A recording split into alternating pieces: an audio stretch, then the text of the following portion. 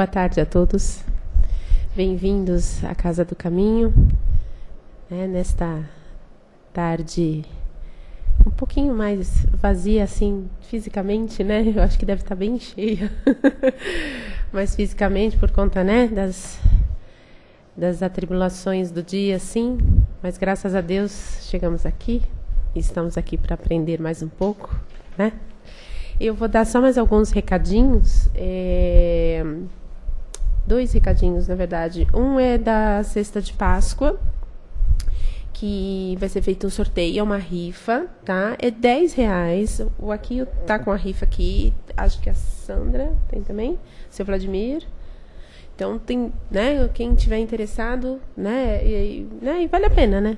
Chocolate sempre é bom. Ajudar é muito bom. Melhor ainda. Então, e vai para as obras sociais da casa. Isso é tudo de bom, né? E outra coisa é a cesta básica, né? Que também a gente auxilia 80 famílias, né? E o depósito está vazio, gente. Vamos, né? Quem puder colaborar, não precisa trazer vários produtos, trazendo um produto só, né? Já o que puder. O que está mais assim necessitado é leite em pó, o arroz, o óleo, o açúcar e o macarrão. Vocês veem que realmente são alimentos básicos mesmo, né? De necessidade mesmo. Não tem nada de, né? Então, quem puder ajudar, a gente agradece. Bom, vamos agora tentar deixar todas as atribulações, né? Tudo do lado de fora. Sentir esse ambiente que já foi preparado, né? Que acolhe a gente todas as tardes de quarta-feira, para que possamos estudar, para que possamos serenar e continuar na nossa caminhada.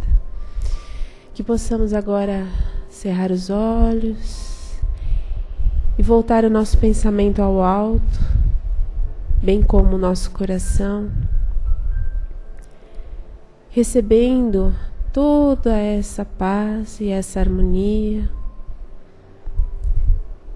tranquilizando-nos e agradecendo a oportunidade de estarmos aqui reunidos em nome do nosso querido Mestre Jesus, amparado pelos nossos mentores e pelos nossos amigos, os amigos da casa.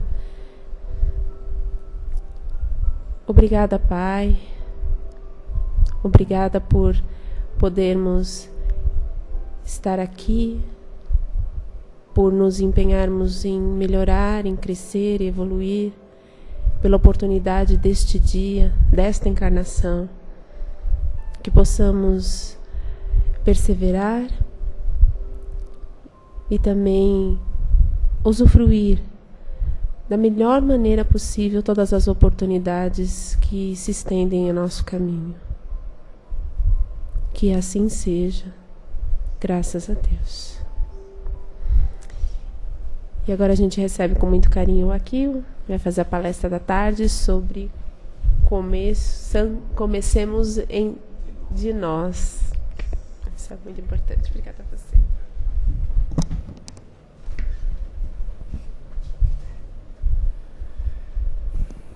Oi. Queridos amigos, queridas amigas, mais uma vez, muito boa tarde a todos. Aos nossos amigos internautas também, nosso abraço. Com certeza poucos encarnados, mas estamos sendo recebidos e temos a companhia de muitos amigos espíritas. Bom, como a Cris falou, o tema de hoje é Comecemos de Nós Mesmos, do livro Apostilas da Vida, uma psicografia do Chico Xavier e do André Luiz. Só que esse livro tem uma particularidade, que ele foi psicografia do Chico Xavier, o conteúdo é do André Luiz, só que quem ditou para o Chico foi Emmanuel. E Emmanuel, na introdução desse livro, quando ele fala a nós leitores, ele esclarece por quê? Porque fica meio confuso, né? 3 mãos, né? Normalmente são 2, é o médium e o espírito. Então, o Emmanuel nos fala que o André Luiz, depois que ele se conscientizou da sua vida espiritual, passou tudo aquilo que a gente já conhece da vida do André Luiz, e começou realmente a se dedicar a trabalhar dentro dos ensinamentos de Jesus, você se lembra que ele escreveu muito, 12 livros, que eu lembro da coleção básica dele, né? E 14 livros. E ele começou, então, a ser muito requisitado, muito pedido pelos espíritos lá, para que fossem ensiná-los, porque eles estavam se preparando para se reencarnar na Terra. E sabiam do conhecimento da postura de André Luiz e pediam: André, ensina a gente, né? Nós estamos nos preparando para reencarnar, vem nos ensinar alguma coisa. E foi assim que Emmanuel e outros também iam lá e ficavam anotando. Ele fala até a palavra aqui, taquigrafando, que naquela época devia ser taquigrafando. Então ele foi assistir algumas aulas do André Luiz, quando ele ia nos jardins, nos parques, e pegava os alunos e ficavam dando orientações para aqueles que estavam se preparando para o desafio da reencarnação. E esse livro saiu dessa forma, que então Emmanuel foi e fez todas as anotações.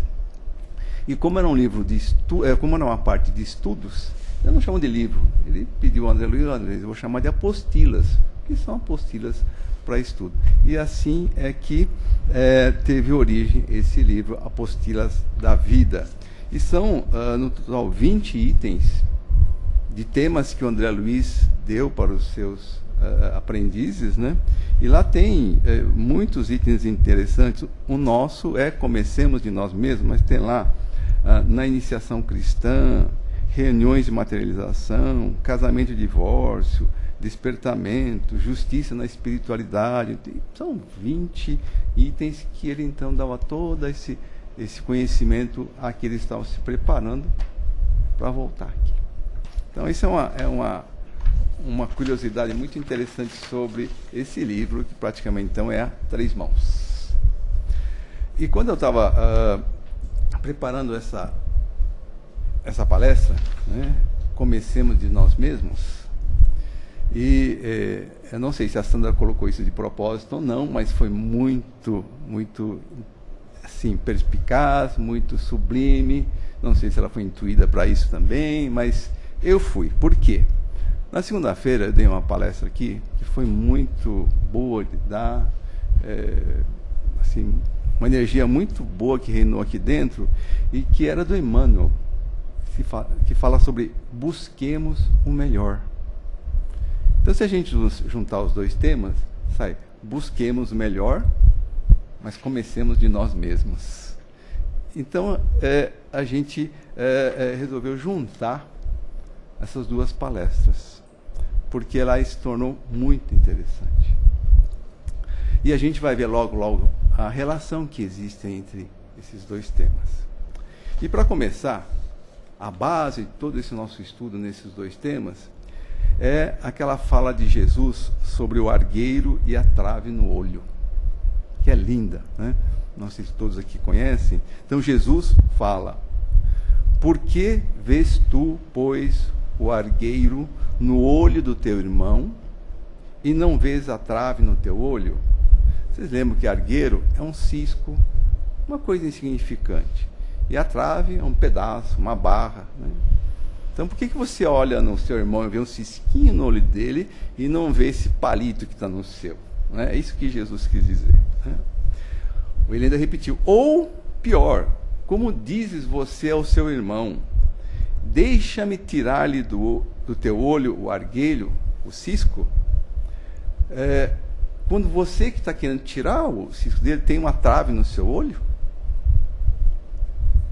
Aí Jesus ainda frisa, palavras fortes de Jesus que ele precisava naquela época: hipócrita, tira primeiro a trave do teu olho e verás como has de tirar o argueiro do teu irmão. Palavras fortes assim de Jesus, e vocês imaginam, Jesus usava essas palavras fortes e ninguém escutava. Imagina se ele falasse tudo mansinho, tranquilo, aí que realmente seria triste, né? Então, para a gente entender os dois temas que nós vamos abordar aqui, vamos dividir isso que Jesus falou em 3 partes. Então, a primeira parte: por que vês tu o argueiro no olho do teu irmão e não vês a trave no teu olho? Um dos caprichos que nós temos aqui na nossa humanidade, e é muito comum, eu pelo menos sou craque nisso, é a gente ver primeiro o defeito no outro e esquece de ver o defeito na gente, né? Nós espíritas não fazemos isso, não é verdade? Não, nós espíritas não. Nós não fazemos isso, não é? Mas todos nós, na realidade que a gente vive aqui na Terra, expiações e provas, somos assim meio, entre aspas, especialistas em buscar defeitos no próximo, limitações, desmandos, erros, mesmo que sejam os mais pequeninos. E os nossos sempre tem, ou tem uma justificativa, ou a gente fecha o olho. Porque aí a gente não vê a trave, né? A gente fecha o olho, só que não vê, mas sente. E essa problemática de ver só os defeitos dos outros, acontece, vou citar só 2 exemplos, 2 lugares muito fortes. Primeiro, nas relações profissionais de trabalho, né? Com chefe, subordinado, colegas, né? Nós somos doidos para ver os defeitos dos outros lá, criticar, falar. E em casa, então, é outro exemplo que eu vou usar, na família. A gente se lembra de elogiar um familiar, um filho, esposa, irmão, irmã? A gente esquece, não esquece? Eu, pelo menos, esqueço.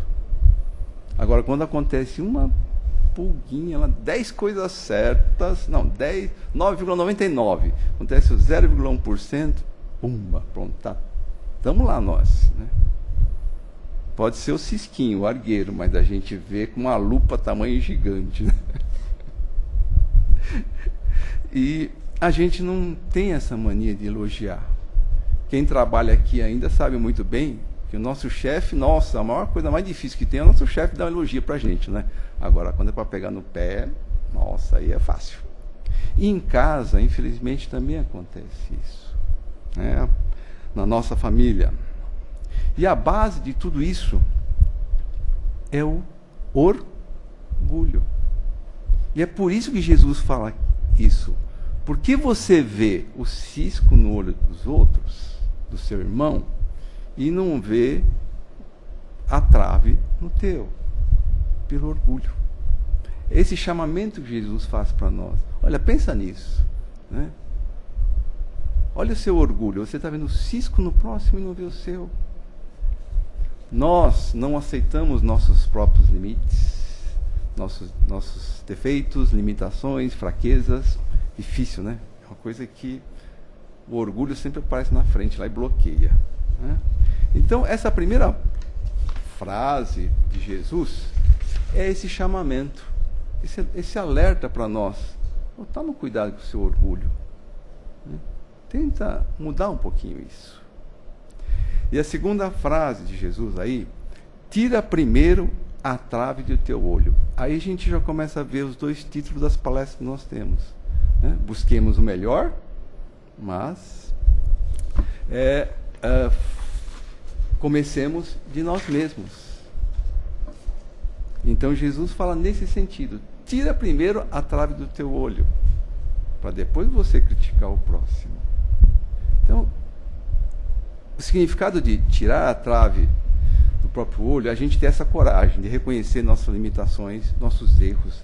Assumir os erros é muito difícil, né? Dói, né? E a gente pode enxergar tudo isso. É aquilo que os palestrantes, os escritores falam que é, e que o Silvio detesta esse termo, reforma íntima, né? Tire a trave do teu olho, é começar ali, fazer a reforma íntima, renovação de atitudes, transformação interna, o que seja. É essa mudança que a gente tem que ter lá dentro, de começar a mudar, de transformar o nosso orgulho, que Jesus fala lá, em humildade. Não é tirar fora porque não dá para tirar, mas dá para mudar, dá para transformar. E é isso que Jesus fala, né? Tira primeiro a trave do teu olho. seja humilde, assuma isso e comece a praticar a humildade. E o André Luiz, nesse texto aqui, ele fala muito bem, lá no final do texto, né, Cris? As boas obras começam em nós mesmos. Educaremos ao próximo educando-nos.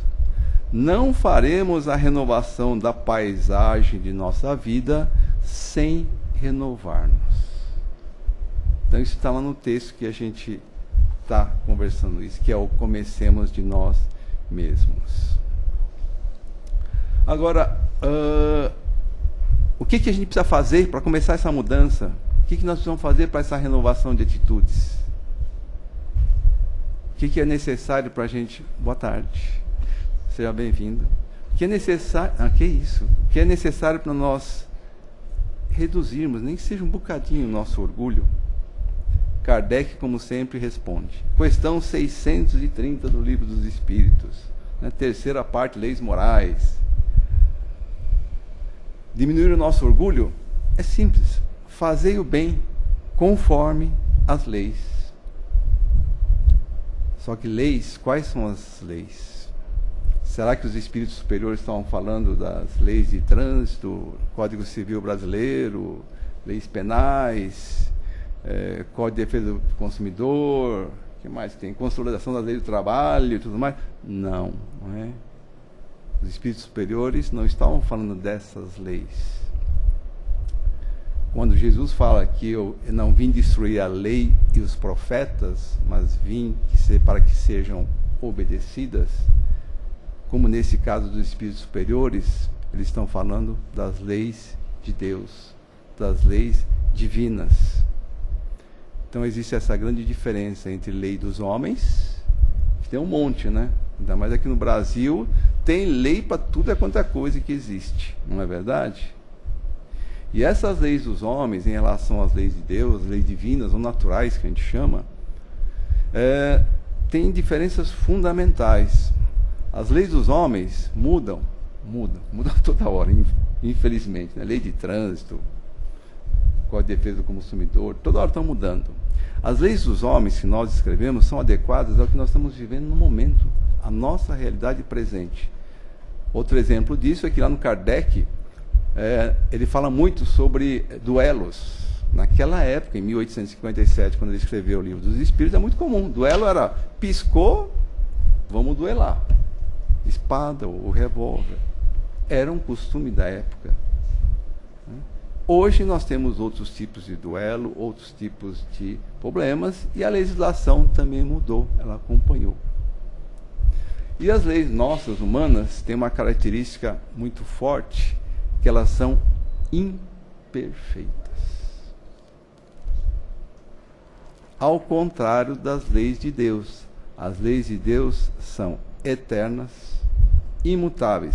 Desde que Moisés, para nós espíritas, lá no Monte Sinai, recebeu as mensagens mediúnicas dos 10 mandamentos, até hoje, essas leis de Deus valem.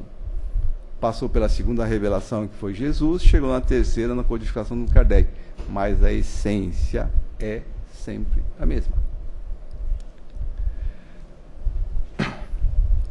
E as leis humanas não.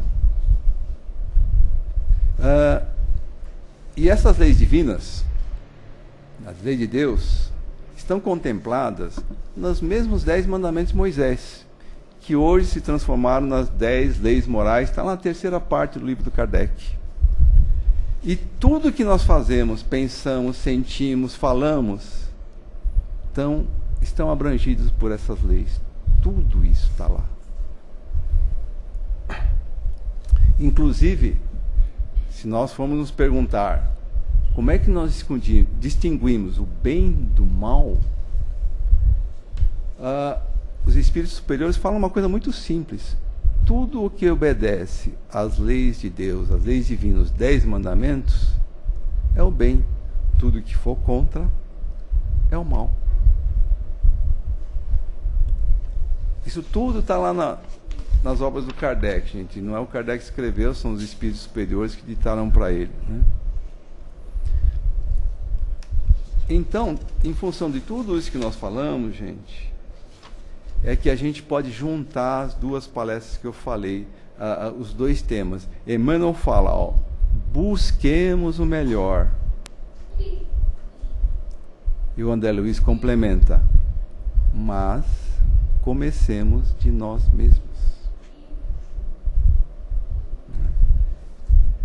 É o que Jesus fala, tira primeiro a trave do teu olho, depois o cisco do teu irmão. E aí vem a terceira parte daquela fala de Jesus, nesse Evangelho de Mateus, que é, e então verás como has de tirar o argueiro do olho do teu irmão. Vocês lembram dos dois primeiros? Primeiro era, por que você vê o argueiro no olho do teu irmão e não vê a trave no seu? Orgulho. Segundo, porque você quer tirar o cisco no teu olho do teu irmão e não tirar o seu. Muda primeiro você. E terceiro, a hora que você consegue tirar a trave do teu olho, você consegue ajudar a tirar o cisco no teu irmão. É a terceira fala de Jesus. Então verás como has de tirar o argueiro do olho do teu irmão. Porque quando nós fazemos a nossa reforma íntima, essa renovação de atitudes, e tiramos a trave do nosso olho, nós temos condições de praticar a verdadeira caridade. Aí nós podemos ajudar o nosso irmão. É o que Jesus fala aqui. Primeiro, você se muda. Transforma seu orgulho, transforma seu egoísmo em você, dentro de você. E aí você vai ter condições de ajudar o seu irmão. E as duas grandes chagas da humanidade, que Kardec fala, cita, sempre são duas, né, gente? Egoísmo e orgulho. Agora vocês sabem qual que é pior? Os dois são terríveis, com certeza, né? Muito ruim. Mas qual que é pior? Orgulho ou egoísmo? Difícil dizer, né? Oi? Alguém falou? Os espíritos superiores, eles dão uma coisa assim um pouquinho mais sensível, e eles falam o seguinte, que pior é o orgulho. Por quê? A caridade, ela é mais modesta, simples, direta. Seja ela material, numa palavra, num abraço, você vê a caridade, você sente a caridade acontecendo. O orgulho, nem sempre. Por exemplo muito simples, uma pessoa vê um vizinho seu que perde o emprego, tem um monte de crianças, vida humilde, a esposa também perde o emprego, eles começam a passar necessidades e não tem nem o que comer. Aí um vizinho vai lá e leva uma bela cesta básica para eles. Caridade? Muito boa. Só que a pessoa, na hora de entregar, ela vai entregar, ela pensa, sente, também esse coitado não trabalha direito, tinha que ser mandado embora. Vive lá no bar da esquina bebendo, a esposa falta pra caramba no trabalho, nem cuida direito das crianças. Vejam, ele está fazendo a caridade, mas o que ele está pensando e o que ele está sentindo é um tremendo orgulho. Eu sou mais que eles. Isso é terrível, né, gente? Por isso que os espíritos superiores falam que o orgulho é pior, porque muitas vezes o orgulho se disfarça, inclusive de caridade.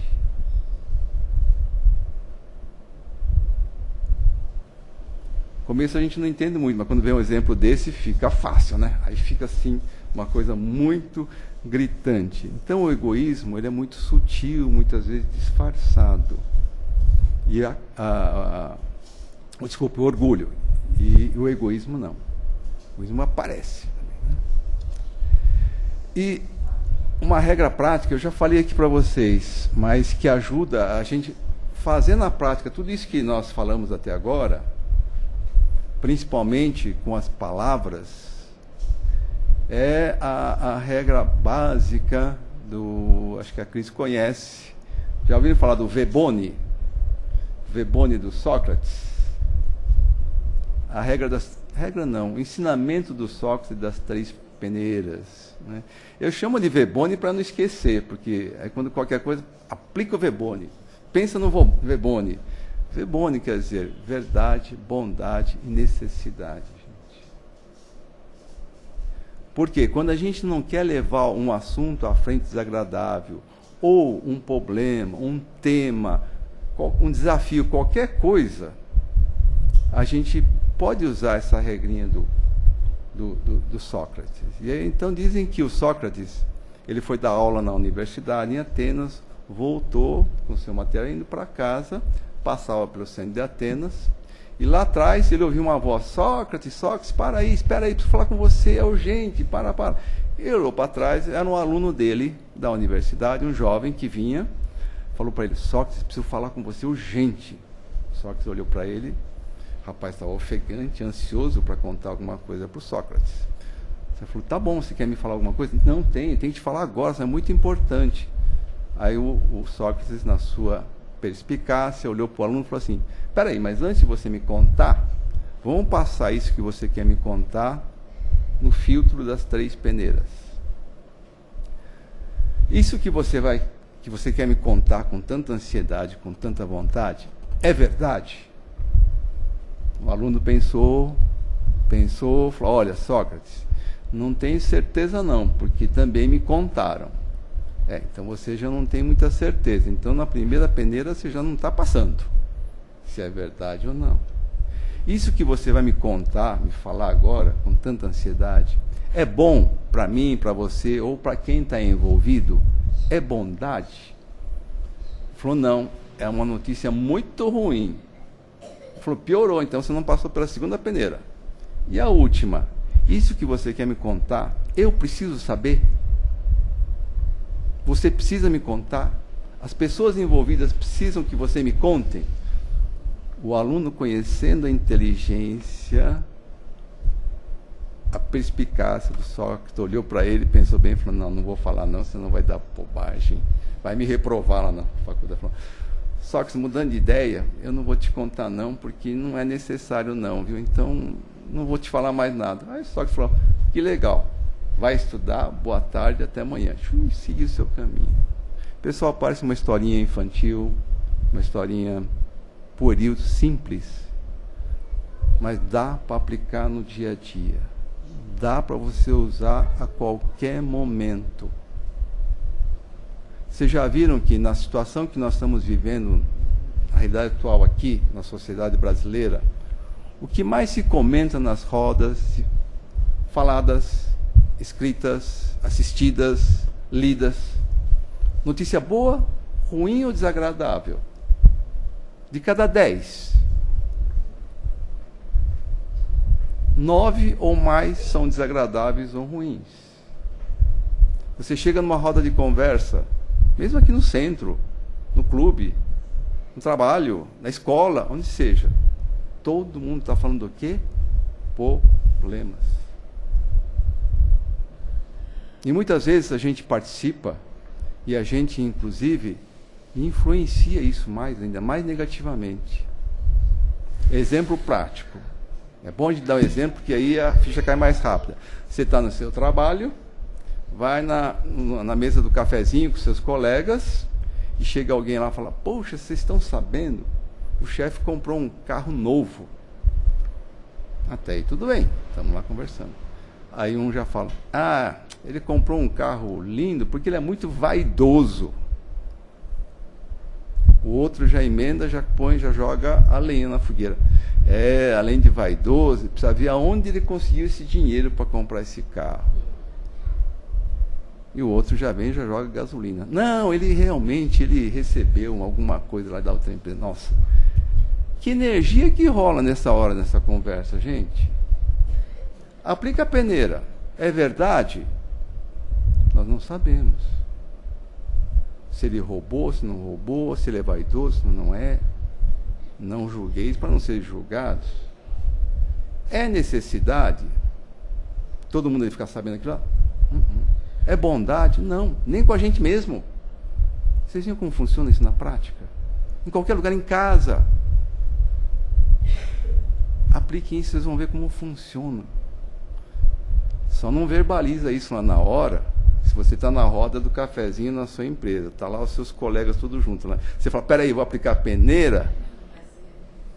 Ou você está despedido, ou vão te levar lá para o ambulatório médico que você está delirando já. Está com tanto povo trabalhando demais, está delirando, precisa ser afastado. Mas o Verbone funciona, gente. Isso melhora para nós. E melhora o que a Joana de Ângeles frisa tanto para nós, que está um caos, que é nosso meio ambiente energético. O meio ambiente, ambiente mesmo, o nosso ecossistema, água, terra, ar, está capengando. O energético está muito pior. Por nós mesmos, gente. E se a gente aplicar o Verbone, nós vamos melhorar isso com certeza. Em vez de falar de assuntos tão tristes, agradáveis, principalmente dos outros, se a gente falar de coisas melhores, a psicosfera vai melhorar, com certeza. Apliquem essa regra simples do Verbone. Vocês vão ver que, olha, funciona. Comece em casa. Vocês vão ver como dá muito certo. Bom, só para encerrar, para não atrasar, como sempre, né? Eu vou terminar com uma fábula, gente. Eu adoro contar fábulas, porque fábulas é uma coisa infantil, gostosa, e depois sempre tem aquela coisa da moral da história, né? E eu procuro sempre linkar, relacionar tudo isso que nós conversamos até agora com a fábula. E gostaria que vocês me acompanhassem nisso também. E essa fábula, eu acho que todo mundo conhece aqui, é do Monteiro Lobato, nosso escritor brasileiro. O Corvo e o Pavão. Conhecem? Conhecem essa fábula? Não? Não conhecem? Então vamos aprender juntos. Lembrando, sim, sempre de linkar tudo que nós vimos sobre os ensinamentos de Jesus com a fábula, gente. Então, era uma vez, numa floresta, um pavão, e com as suas penas abertas, né, lindas, naquele leque todo colorido, ele falava com muito desprezo ao corvo. Repara, corvo, como eu sou belo. Que cauda minha, hein? E mostrava aquela penugem toda linda, né? Que cores maravilhosas eu tenho, essa plumagem toda linda. Sou das aves a mais formosa, a mais perfeita, não é mesmo? O corvo, todo humilde, não há dúvida que você é um belo bicho, o pavão, disse o corvo, mas perfeito, nem tanto. Aí o pavão, olhando para ele, né, de cima assim, falou para ele, mas quem é você que quer me criticar? Um bicho preto, capenga, sem graça, sem charme nenhum, e além disso, uma ave de mau agouro. Que falha você vê em mim, ó tição de penas. Ainda bem que é o pavão que está falando. Se fosse eu falando, eu já ia preso. Não, mas é o pavão, viu? É o pavão que está falando. Que falha de mim você vê, ó tição de penas. O corvo respondeu muito humildemente.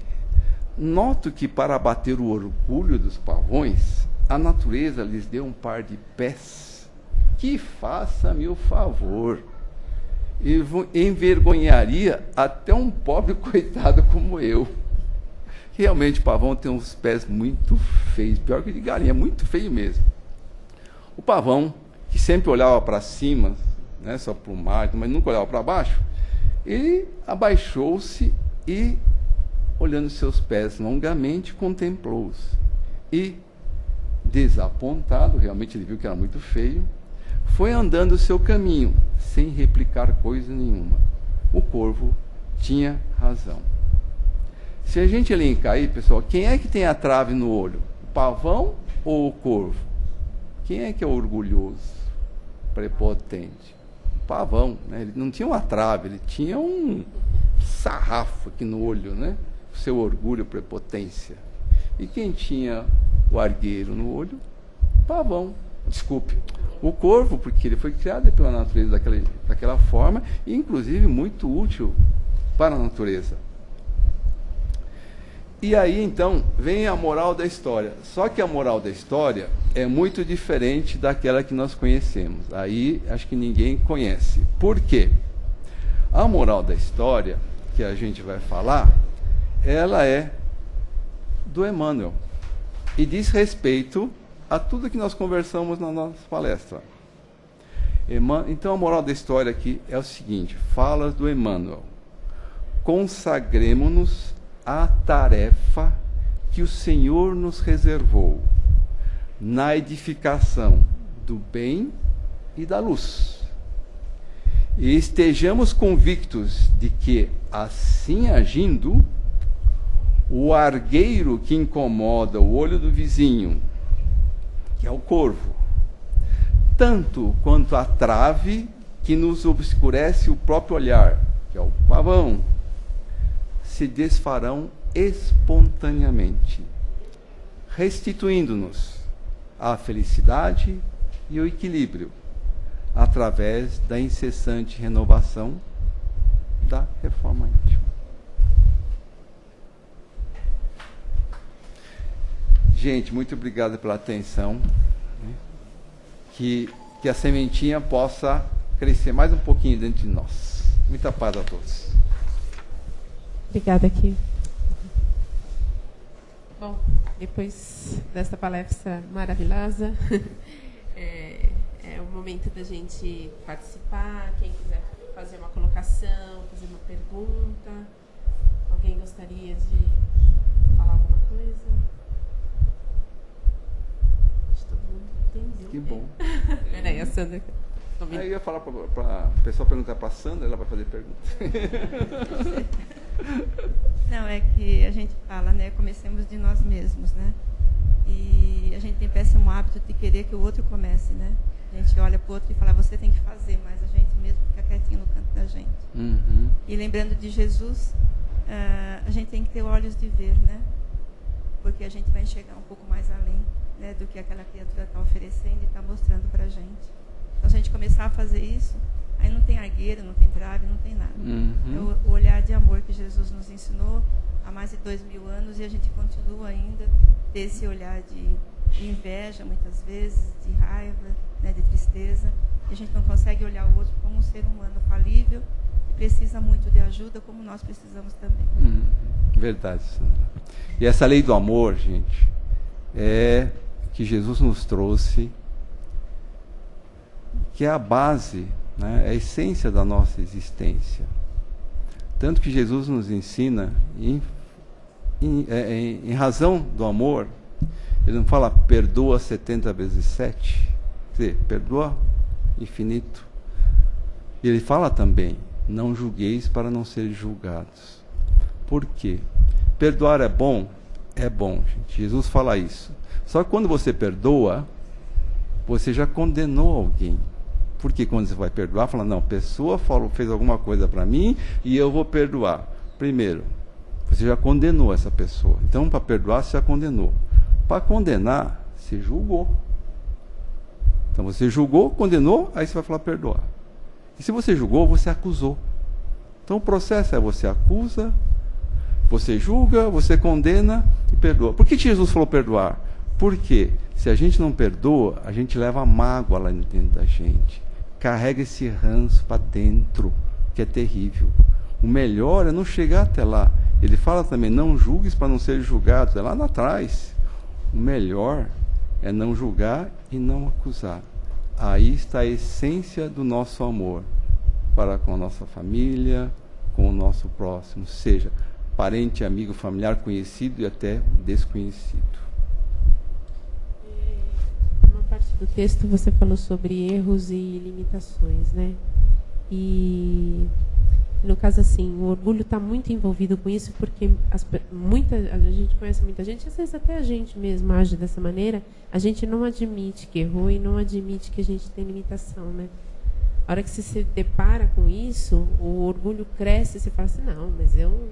Assim, às vezes a pessoa nem fala, eu não erro, né? Mas É bem por aí, né? Como se ela não admitisse que ela errasse e não admitisse que ela tem limites, pois todos nós temos. Nós estamos aqui para aprender, para crescer, né? E se você já age, o orgulho já está indo lá na frente, né? É onde você precisa recuar, né? Por isso que a gente precisa transformar esse orgulho em humildade, em amor. Aí a coisa muda completamente. Obrigado, gente. Obrigada a você.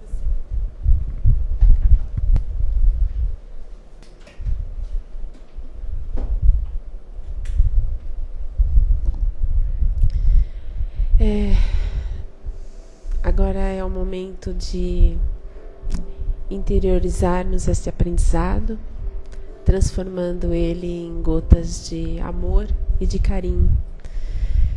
Vamos cerrar os nossos olhos e imaginar uma luz muito bonita saindo do nosso coração e envolvendo, primeiramente, o nosso querido planeta Terra. Esse planeta aqui é o nosso lar, é a nossa escola, esse lindo planeta que nos possibilita todos os dias crescer e aprender. Que o nosso amor e o nosso carinho envolva cada ser vivente, envolva a cada irmão nosso que possa se encontrar em algum momento de dificuldade, de desafio, que se estenda por todos os lares, trazendo paz e harmonia. Que esse nosso amor e o nosso carinho possa envolver aos nossos irmãos que estão acamados, doentes, mesmo aqueles que estão doentes, mas não estão numa cama, mas estão doentes às vezes da alma, da mente, do espírito. Que o nosso amor e o nosso carinho possam envolver ao nosso lar, projetando uma luz muito bonita que adentra em cada cômodo, que envolve cada ser, cada membro deste lar, pacificando, harmonizando, com muito amor e muito carinho. E nesse estado de paz, agradecemos ao nosso Pai, mais uma vez por estarmos aqui, por termos esta oportunidade de aprendizado, pois podemos não nos lembrar, mas levamos uma longa caminhada para chegarmos aqui, e graças a Deus aqui estamos, aprendendo, crescendo, evoluindo. Obrigada aos amigos da espiritualidade maior, que nos auxiliam, nos inspirando sempre com bons pensamentos, boas ações, e que possamos sempre dar o nosso melhor, caminhando no bem, perseverando no bem. Que assim seja, graças a Deus. E ainda nessa paz e nessa tranquilidade, nós vamos aguardar enquanto a sala de passe vai ser preparada. Eu desejo uma excelente tarde a todos. Obrigada.